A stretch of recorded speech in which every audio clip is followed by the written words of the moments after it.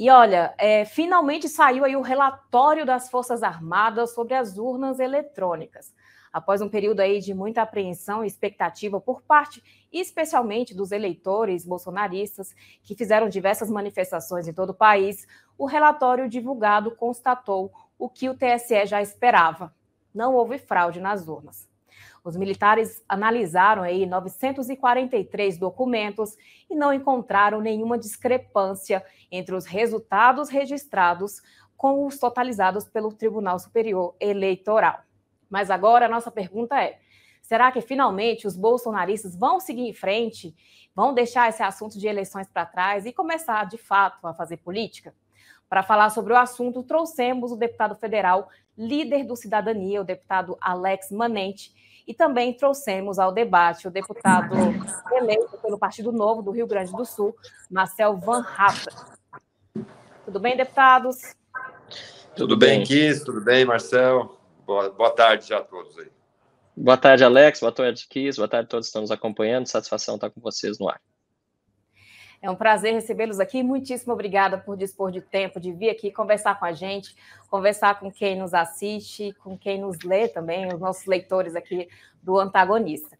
E eu começo a pergunta falando para o deputado Marcel Van Hatten sobre esse processo. Foi um período aí que o pessoal se manifestou bastante, a gente sentiu que as emoções estavam mais afloradas do que a própria razão, e a gente sentiu que os bolsonaristas ficaram mais preocupados em se manifestar nas ruas, em se manifestar nas redes sociais, do que de fato fazer política, né? Como é que foi isso, deputado? Será que a partir de agora eles vão deixar esse assunto para trás e começar de fato a fazer política, a atuar no Congresso, já que o próprio PT, a esquerda, já está atuando aí e aprovando o extrateto bilionário aí? A pergunta é para quem primeiro, Kiss? Para o deputado Marcel. Tá bem, obrigado. Desculpa que eu ouvi a pergunta, só não sabia para quem é direcionado. Bom, eu acho que tem duas respostas à tua pergunta, né? A primeira é, ainda aproveitando a parte do relatório das Forças Armadas, eu não diria que ele é tão conclusivo assim. Eu, infelizmente, vejo que há uma grande resistência do Tribunal Superior Eleitoral a que o sistema de votação seja melhor escrutinado. O próprio relatório das Forças Armadas trouxe algumas sugestões que o Tribunal Superior Eleitoral diz que oportunamente avaliará. De fato, a totalização, né, dos boletins de urna foi feito, pelo que se percebe de forma correta, pelo TSE, mas essa é só a parte final do processo.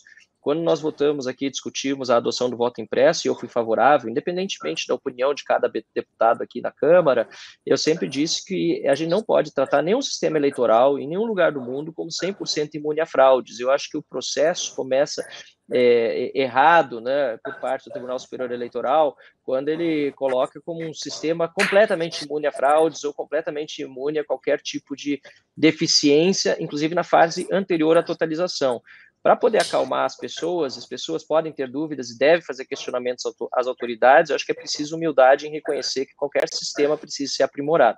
Essa é a primeira parte da resposta. A segunda, eu concordo com você, assim, teve muita gente que durante esses 4 anos de mandato viveu de fazer selfie, de fazer meme na internet, e não de fazer política de verdade. A base do governo aqui era muito desarticulado. Alex Manente, que é meu colega deputado e é um político que entende de articulação, pode confirmar o que eu estou dizendo, né? Ou me diz que as pessoas não possam estar nas ruas de forma pacífica e ordeira. Pelo contrário, acho que é importante, inclusive os deputados participarem, é um momento diferente. Antes só as esquerdas tinham as ruas, agora os direitos também têm, mas é importante que os políticos daqui para frente vinculados à direita participem de uma oposição ativa e articulada, porque não é possível continuar com essa bagunça que foram esses 4 anos e que acabaram nos legando, inclusive, a eleição do Lula, de certa forma, porque muitas vezes em que o Congresso poderia ter feito alguma coisa, e dou 3 exemplos para concluir minha resposta, que talvez já esteja um pouco longa, né? Mas quando o Congresso poderia ter mantido a defesa das imunidades parlamentares, acabou chancelando a cadeia ilegal e inconstitucional de um parlamentar que, de fato, falou coisas que não devia, mas que estava protegido na imunidade pela Constituição. O Congresso não aprovou a PEC da segunda instância, que o Alex Manente, inclusive, é um dos seus autores, é o autor principal, que poderia ter dado também uma resposta ao STF, que só por 6-5 liberou o Lula da cadeia. E depois, na discussão do voto impresso, né, que independentemente da opinião de cada deputado depois da votação, o Congresso também aceitou interferências externas de opiniões do Supremo Tribunal Federal que, sinceramente, não cabiam naquele momento. O Congresso é soberano, ele precisa ter uma relação de independência e harmonia com os três poderes, e espero que essa direita, né, agora aprenda a fazer articulação nesse momento tão crucial agora, que é de ser oposição. Muito obrigado. Perfeito. Deputado Alex Manente. Bom, a minha visão, apesar de algumas divergências de posicionamento do Marcel, a leitura do ambiente é muito feliz por parte dele. Acho que houve uma total desarticulação do governo desde o início. O próprio presidente Bolsonaro renegou a articulação política do seu governo, ele entregou essa articulação para próprios setores da Câmara dos Deputados e, infelizmente, a postura do presidente, na minha opinião, é a maior responsável pela própria derrota dele. Acho que ele tinha todas as condições, o Congresso foi, nos momentos cruciais, nas reformas necessárias, quando chamado, cumpriu seu papel, nós não avançamos na pauta que acreditávamos. Acho que o deputado Alex Manente travou. Estávamos, inclusive, como a forma administrativa, tributária, que deveriam ter avançado no Congresso Nacional, que era um novo modelo que o Brasil esperava das urnas quando elegeu Jair Bolsonaro presidente em 2018, e aí, infelizmente, nós tivemos o crescimento novamente do Lula. Então, eu imagino que, em primeiro lugar, as urnas são seguras no Brasil, a minha visão é que elas são um dos ambientes, como disse o Marcel, nenhuma urna, nenhum processo está imune a qualquer tipo de fraude, porém, eu acredito no sistema eleitoral brasileiro e acredito que as urnas não tiveram fraudes nem problemas durante esse processo. Acho que foi muito mais um desencontro aqui. E, sem dúvida alguma, acho que, inclusive, até para poder demonstrar que nós temos uma pauta que ainda existe na sociedade, com as movimentações de rua, e não é apenas uma pauta que se busca de maneira intervenções militares ou outras questões, mas aprovar pautas de combate à corrupção e impunidade, inclusive que esse é o maior selo que o Congresso possa dar ao presidente eleito Lula, que é, obviamente, uma pessoa que tem o seu a principal dúvida sobre a personalidade política dele em relação ao ambiente de corrupção. E o sinal que o Congresso poderia emitir para poder dar segurança ao país de que nós vamos fazer uma oposição com responsabilidade, defendendo os princípios democráticos, mas combatendo os maus costumes que existem no Brasil, é avançar na PEC da segunda instância, é avançar na PEC do fim do foro privilegiado, é avançar em pautas que deem à população a garantia de que o Estado está protegido e imune a qualquer interferência que não seja republicana para o bem do nosso país. Deputados, uma informação aqui de última hora, o Ministério da Defesa acabou de liberar uma nota em que afirma que não exclui a possibilidade de fraude aí no sistema eleitoral. A gente está com essa nota aqui na tela já, que as Forças Armadas afirmam que não excluiu a possibilidade de fraude ou inconsistência nas urnas eletrônicas. Essa nota aí pode, de alguma forma, voltar a acirrar os ânimos, especialmente nas mobilizações, nas ruas e também dentro do Congresso Nacional? Deputado Marcel Von Hatten. Olha, Kiss, essa nota, na verdade, reflete aquilo que diz o relatório. O que nós tivemos, como eu disse na primeira parte da minha participação aqui no debate, é um início de uma guerra de narrativas. O próprio Supremo Tribunal, aliás, o Tribunal Superior Eleitoral largou uma nota assim que saiu o relatório, dizendo que o relatório apontava que o processo todo tinha sido completamente liso, sem nenhuma fraude. E quem lê o relatório sabe que, apesar de ele não dizer que houve fraude, ele diz, em outras palavras, que há coisas a serem aprimoradas no processo eleitoral e que pode ter havido problemas nas urnas. Assim como disse o deputado Alex Manente, né, já o PDT no passado questionou, depois o PSDB na eleição do Aécio com Dilma questionou, existem coisas que precisam ser melhoradas. A grande pergunta que a gente precisa fazer, Kiss, é o quanto esses problemas que afetam as urnas eletrônicas, que afetaram até mesmo a votação do ministro Alexandre de Moraes. Quem lembra, ele foi votar e teve que ser reiniciado, se eu não me engano, foi reiniciada a urna dele no momento da votação. O quanto elas podem eventualmente interferir no resultado final?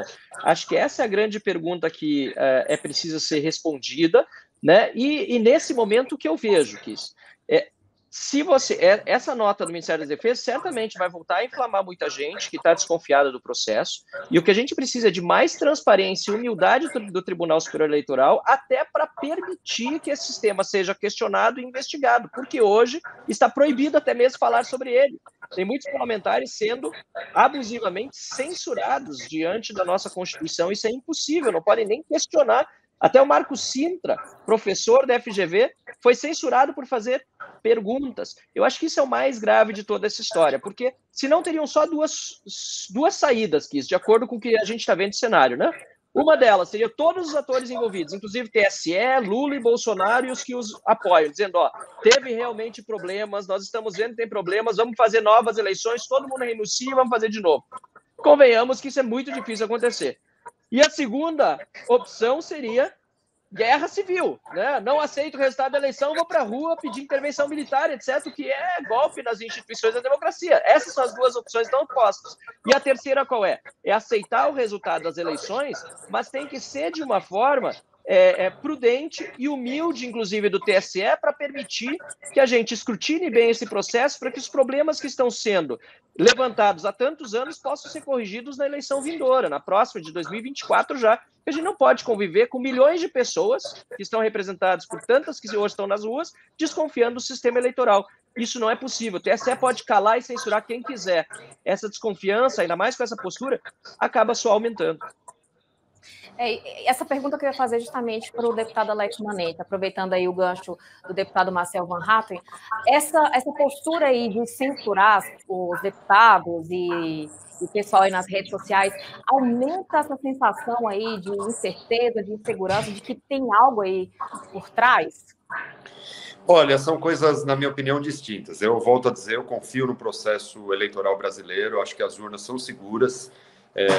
O deputado Marcel é feliz em apontar que não há outro caminho de nós referendarmos esse resultado na sociedade brasileira e buscarmos aprimorar qualquer sistema, porque qualquer sistema é carente de aprimoramento a cada momento. Mas eu sou muito seguro, até porque já disputei eleições que ganhei, que perdi nesse mesmo sistema, e o próprio presidente Bolsonaro ganhou a eleição passada nesse sistema de urna eletrônica. Eu não acho que é capaz de mudar o resultado. O que eu acho é que o Brasil precisa debater o seu futuro, e acho que esse é o nosso papel.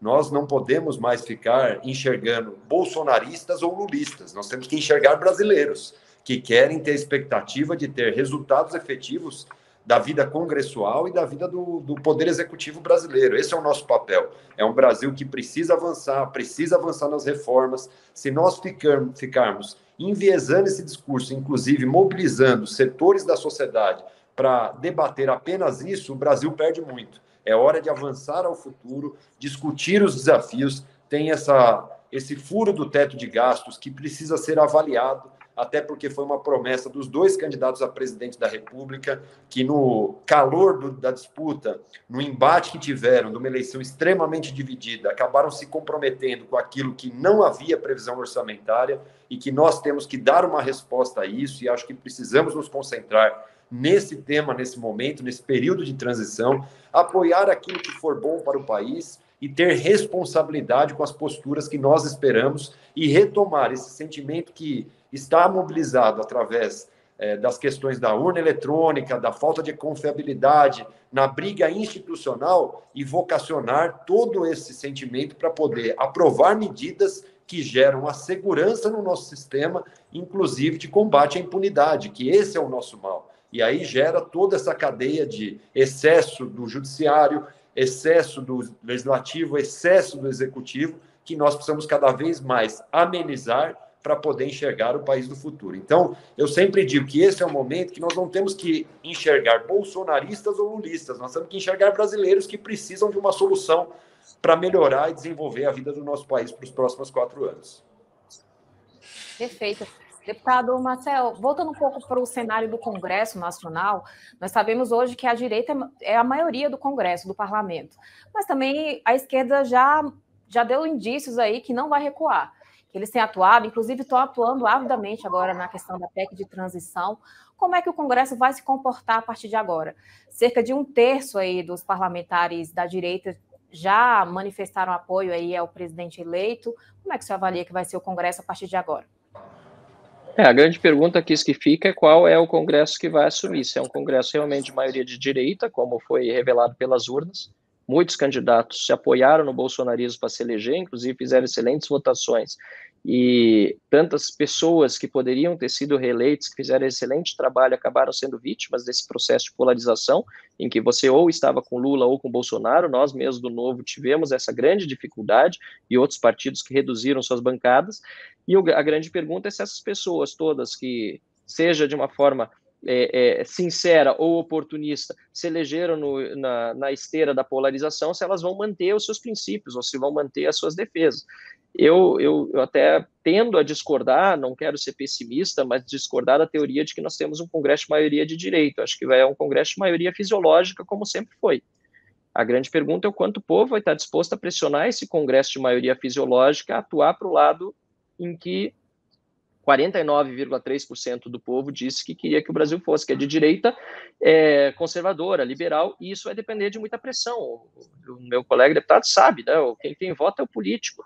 Eu acho que o lugar correto para manifestações é justamente diante do Congresso Nacional, diante da Câmara do Senado, nas redes sociais pressionando os deputados e senadores para votarem, como ele disse, né, o fim do foro, a aprovação da PEC da volta da prisão após condenação em segunda instância, e agora também contra essa PEC que eu não chamo nem de transição, eu chamo de PEC argentina.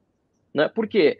Porque é uma PEC que vai dar um rombo nas contas públicas brasileiras para ser administrado por um partido que vai chegar ao poder sem compromisso com as reformas. Eu votei contra as PECs kamikaze e a PEC dos precatórios. Todo o Partido Novo foi contra, nós fomos os únicos a orientar contrariamente, porque nós entendíamos que essas PECs, elas furavam o teto, mas agora nós temos uma situação diferente daquelas, que pelo menos se furavam o teto, o governo era comprometido com responsabilidade fiscal e com reformas. Esse novo governo que vem aí, ele não tem compromisso nenhum com reformas, pelo contrário, quer revogar a reforma trabalhista, como bem disse o Manente, não tem a prioridade na reforma tributária e administrativa, e ainda está propondo um furo no teto de 200 bilhões. É tragédia anunciada. Para mim, essa PEC deveria se chamar PEC Argentina. Deputado Alex Manente. Olha, a minha visão ela é parecida com a do Marcel, com uma diferença. Eu acho que, inclusive, com a responsabilidade que nós temos de uma PEC como essa, que será conduzida pelo Congresso ainda vigente e não a próxima legislatura, a nossa obrigação é utilizar esse Congresso que, na sua maioria, apoiou o governo nessa reta final, esteve junto com o governo e exigir a obrigatoriedade de debatermos as reformas que o Brasil precisa, como foi dito. Se nós não tivermos reforma administrativa, tributária, a PEC da segunda instância, que na verdade é uma reforma do ordenamento jurídico brasileiro para dar mais celeridade e eficiência, nós infelizmente vamos apenas ficar furando o teto de gastos para remendar aquilo que é o problema do Brasil e não enfrentá-los efetivamente. A nossa obrigação agora é tentar concentrar esforços para utilizar essa PEC e ter o comprometimento de iniciarmos a reforma administrativa. Eu acho que o governo Bolsonaro, como eu disse, teve uma oportunidade ímpar que não soube aproveitar durante esses 4 anos. O Congresso era reformista. Nós, no momento que estivemos naquela legislatura, no início dela, o Congresso se mostrou totalmente reformista, apoiando uma reforma da Previdência que eleitoralmente é muito danosa a todos, porque você mexe diretamente com a aposentadoria do cidadão, mas a responsabilidade que nós tínhamos com o país era de fazer com que as reformas continuassem andando. E agora nós temos que exigir, para poder avançar nessa PEC da transição, exigir o comprometimento da reforma administrativa e reforma tributária, que são elas que darão condições de nós não precisarmos furar o teto, para diminuirmos a diferença social que existe no Brasil, e nós defendemos a diminuição da diferença social num país que tem muitas diferenças, mas também pensar, que é um outro desafio que temos aqui, que é pensar como nós vamos dar porta de saída a essas pessoas. O Brasil não pode, o resto da sua existência, como foi até hoje na sua história, ser apenas um país assistencialista. Ele tem que ser um país que permite que as diferenças diminuam, mas que estenda a mão para dar a oportunidade das pessoas terem uma perspectiva própria melhor. E hoje em dia, o emprego não é como Lula diz através da reforma, da revogação da reforma trabalhista que fizemos. O emprego do futuro é diferente do emprego do passado. e é ele que nós temos que nos dedicar para poder gerar o desenvolvimento no Brasil. Será através do empreendedorismo, será através da tecnologia, será um emprego da capacidade e talento individual de cada um que o Estado tem que potencializar. Esse é o papel do Estado, é isso que nós acreditamos. Perfeito. E tem mais que isso, só para concluir com um aspecto prático, Claro. Desculpa, o Alex foi muito feliz na avaliação dele, eu concordo, a questão da porta de saída, que é outra questão que a gente tem que discutir com mais vagar, mas temos outro problema que é o seguinte, para o final do ano falta um pouco mais de 40 dias. Como é que querem aprovar uma PEC, seguindo toda a tramitação regimental na Câmara e no Senado, até o dia 1º de janeiro? Sinceramente, só se for algo antirregimental. Eu não vejo uma saída regimental para isso no momento, pelo menos ainda não apontar. Aproveitando, antes de finalizar o debate aqui, os deputados acham que na posse aí do presidente eleito Luiz Inácio Lula da Silva há chance de mobilizações aí nas ruas? Como é que vocês avaliam o cenário? Eu imagino que sim, e obviamente para os dois lados, como aconteceu nas posses passadas também, né? Sempre tem manifestações. Eu não acho ruim que haja, pelo contrário, acho importante que tenhamos manifestações, sempre pacíficas, ordeiras, respeitadoras da lei, sem trancar ruas, com a devida antecipação na informação onde as pessoas vão estar. Eu acho super saudável. Aliás, o Brasil não estava acostumado, como eu disse antes, com manifestações de esquerda e de direita, tinha só de esquerda. Agora tem as duas. Eu acho que a gente só cresce politicamente com isso.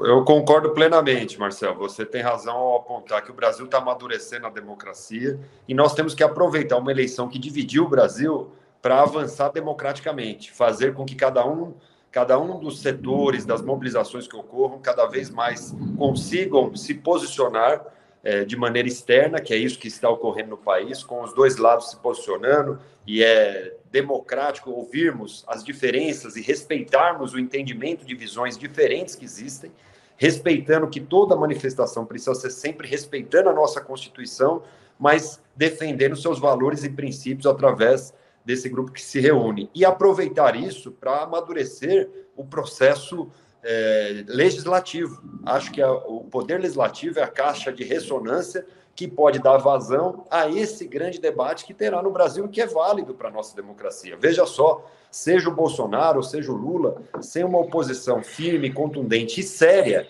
com responsabilidade, defendendo os princípios que levaram o deputado a ser eleito, que é algo que o Marcel disse que é muito importante, nós estarmos atentos àqueles que se elegem com uma bandeira e modificam durante o mandato com interesse individual e não coletivo, que nós tenhamos, de fato, posições que sejam marcantes para a sociedade dentro daquele segmento que cada deputado representa. Isso será um avanço na nossa democracia e nós temos que aproveitar esse momento não para produzir ódio e guerra, mas para produzir avanço democrático nas pautas que cada um defende.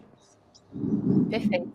Deputados, muitíssimo obrigada pela disponibilidade de tempo. Eu sei que os senhores estão com voo aí já agendado, já próximo, né? Então, agradeço muito a participação dos senhores, pelo tempo de vir aqui, e as portas do Made in Brasil estão abertas, caso queiram comentar com a gente por algum tempo. Muitíssimo obrigado. Muito obrigado, Guiz. Obrigado, Marcelo. A chuva está chegando. Vamos pegar a chuva chegando. No voo, Marcelo. Vamos. Um pouco de turbulência no ar, não só na terra. Um abraço, pessoal. Tudo de... Obrigada. Tchau, tchau.